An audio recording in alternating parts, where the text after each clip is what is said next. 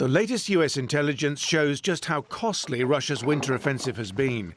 The numbers estimate losses across the front, but US National Security Council spokesman John Kirby said Bakhmut has proven particularly expensive. But just since December, we estimate that Russia has suffered more than 100,000 casualties, including over 20,000 killed in action, nearly half of whom were Wagner soldiers, the majority of whom were Russian convicts that were thrown into combat in Bakhmut without sufficient combat combat training, combat leadership, or any sense of organizational command and control.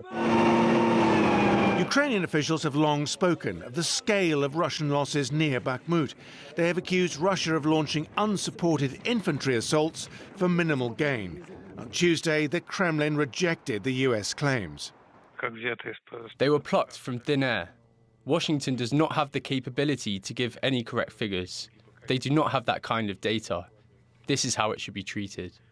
The Americans also say Russia's winter offensive has effectively ground to a halt, with only incremental gains to show for it. The bottom line is that Russia's attempted offensive has backfired.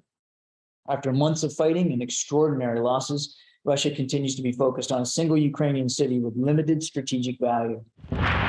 Most of Bakhmut is now in Russian hands, but the Ukrainians are holding on. Reports on Tuesday even spoke of a counter-offensive.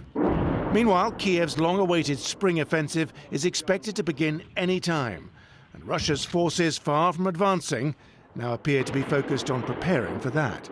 Simon McGregor-Wood, TRT World.